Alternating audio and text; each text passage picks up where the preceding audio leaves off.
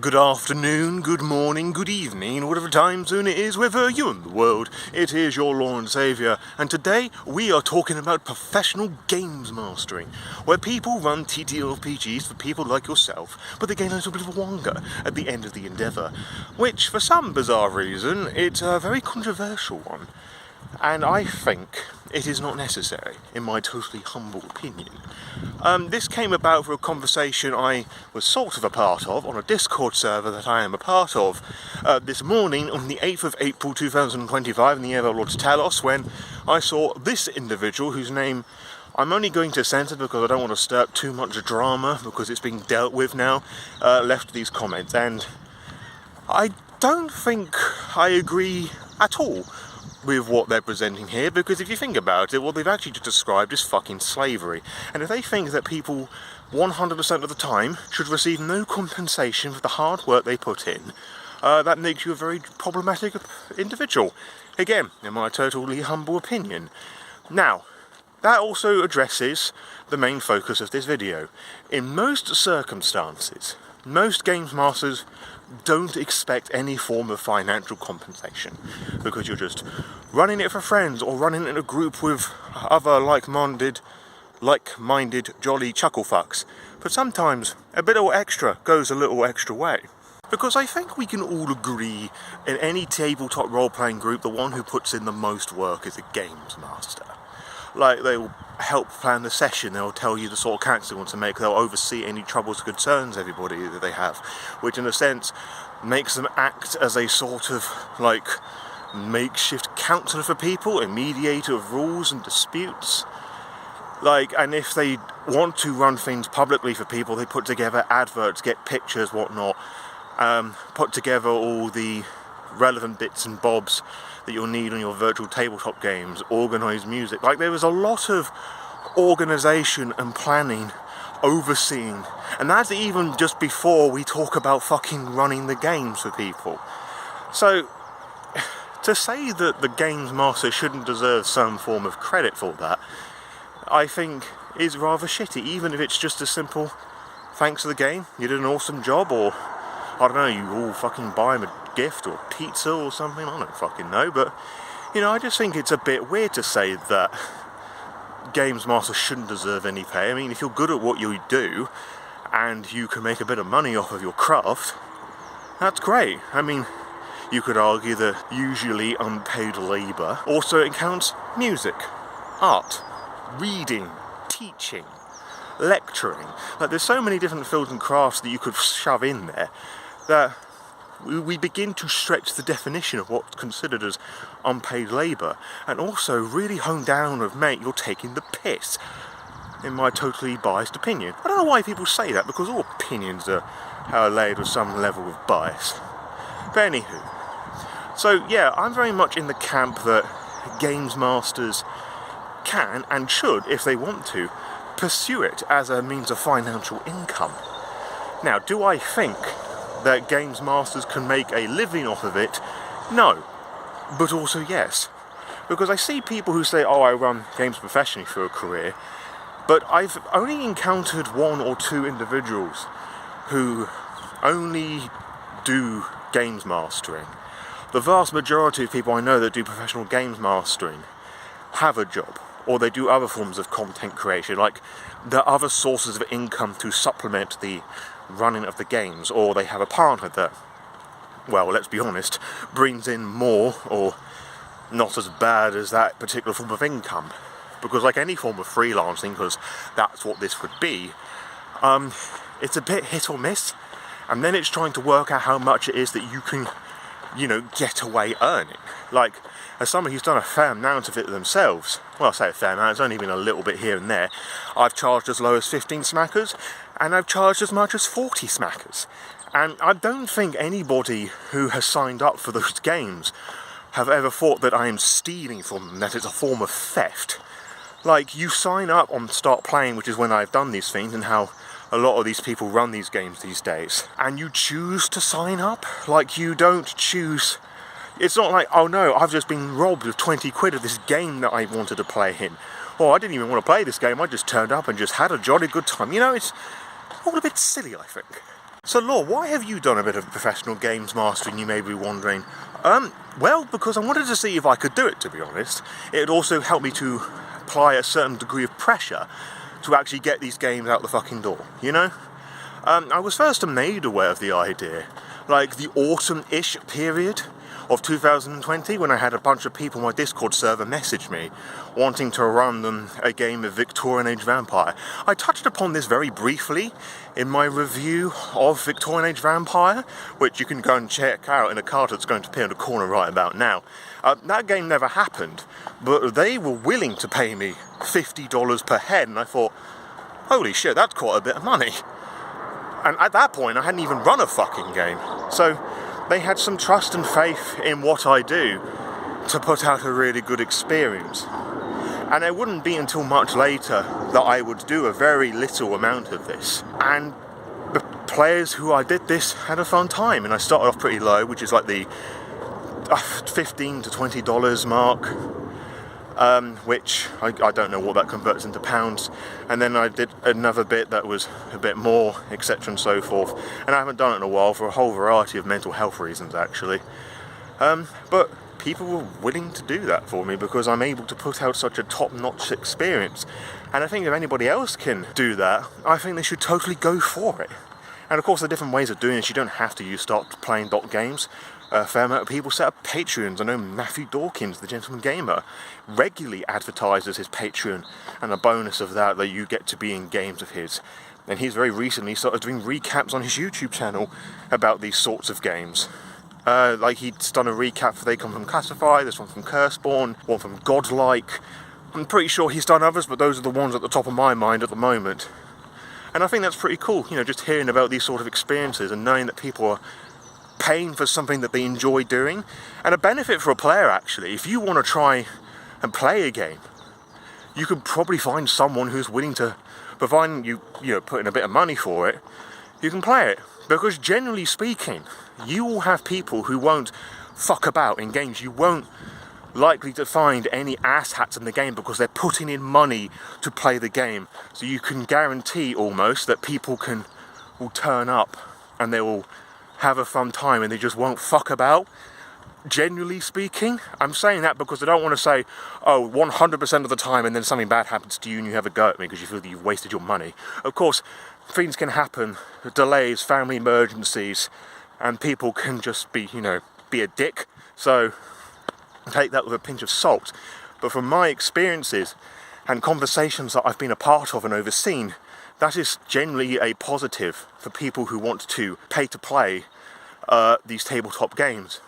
It also prevents an issue where you're hovering around on Facebook groups and Discord servers, Reddits, whatever, trying to find somebody that can play a game in your particular time zone with your schedule.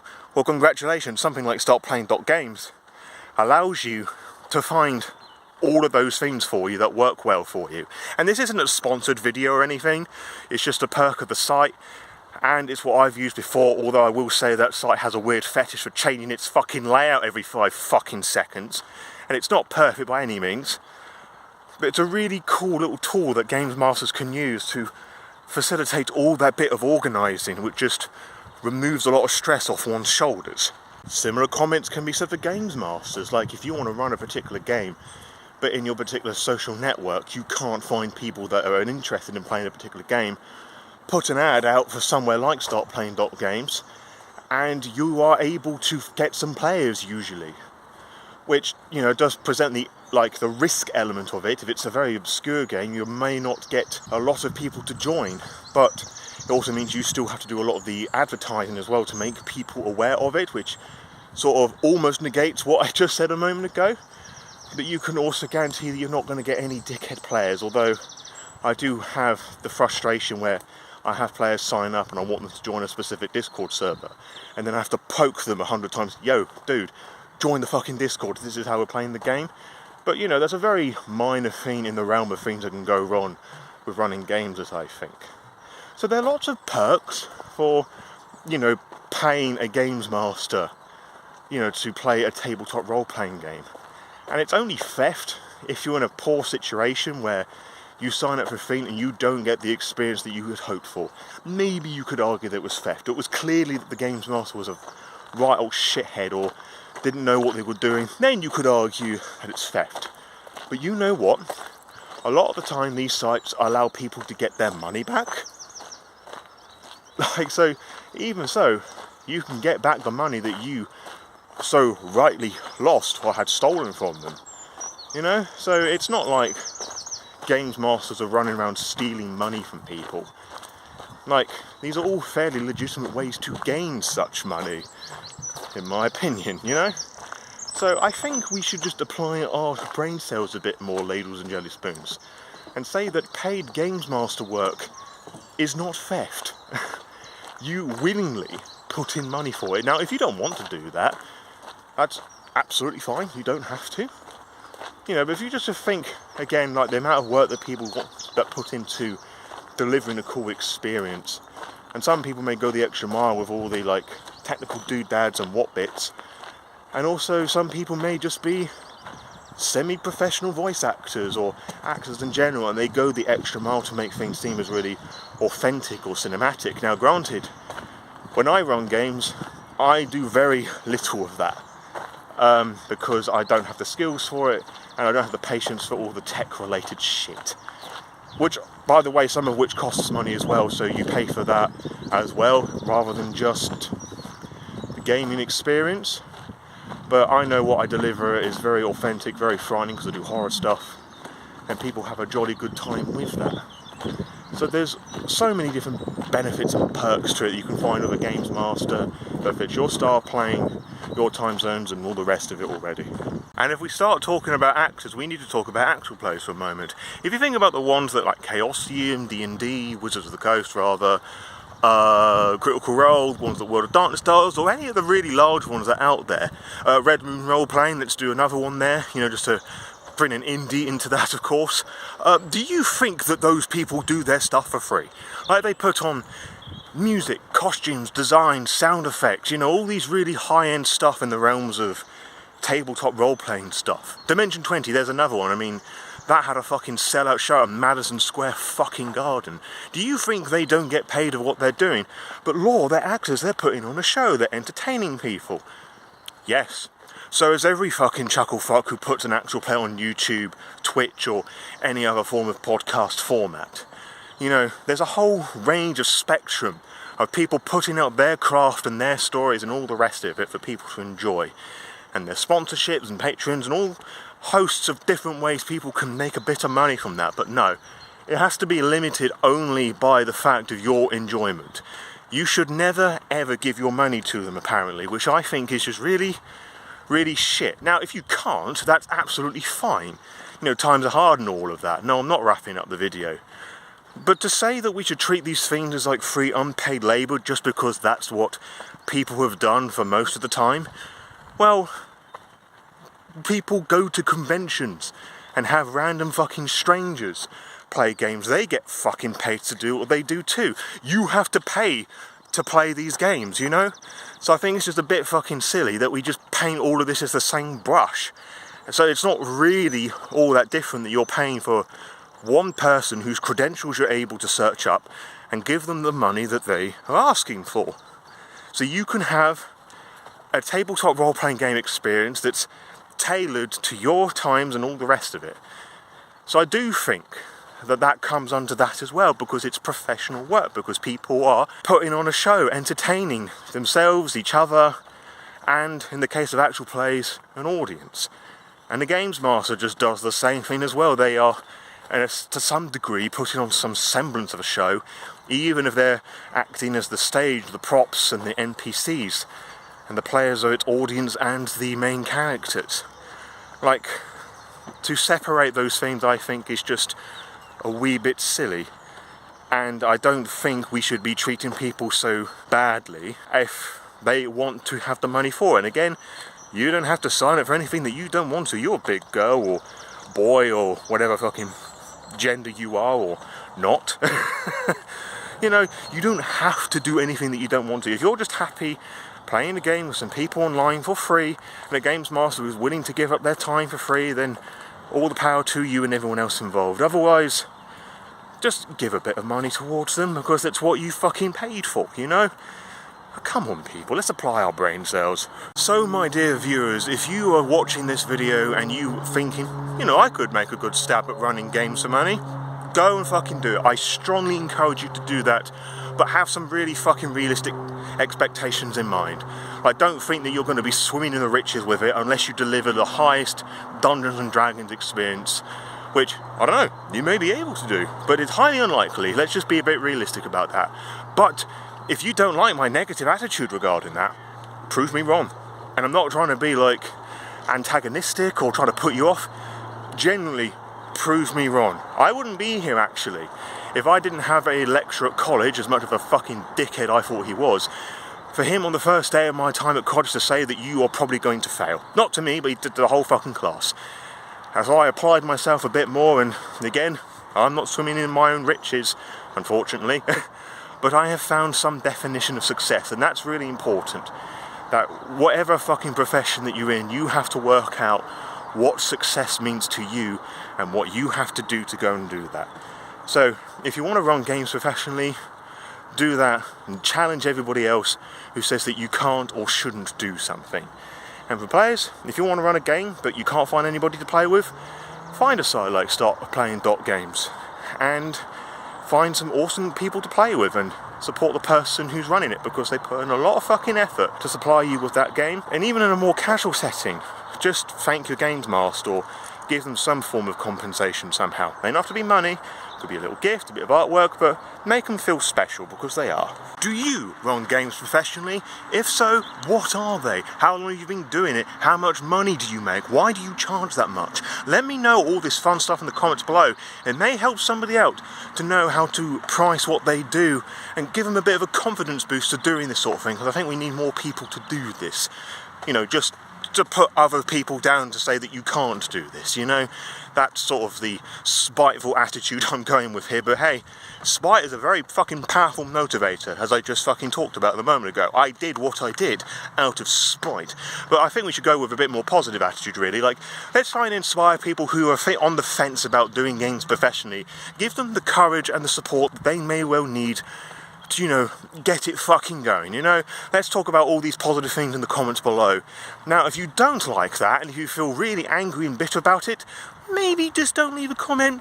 Maybe, perhaps, I mean, you can if you want, because it's all engagement to me, and make more people watch the video and just see how totally based I am, and how incorrect you are, in my opinion. But then again, I could be way off the mark, you know. My opening statements regarding slavery might be a bit off the fucking mark, but that's how I feel about the matter, and we are both mature, for the most part, adults, and we can disagree. Because that's all what it's about, really. Conversation, just to spark the imagination, whatnot. Now, if you are on this channel, chances are that you like the World of Darkness, that you like Vampire the Masquerade, or Werewolf the Apocalypse, or Wraith the Oblivion. Heck, you may be wanting to run some of those games, both professionally and casually. If that does apply to you, check out the books in the various description stuff below, and you will find a whole assortment of books that you can purchase on DriveThruRPG.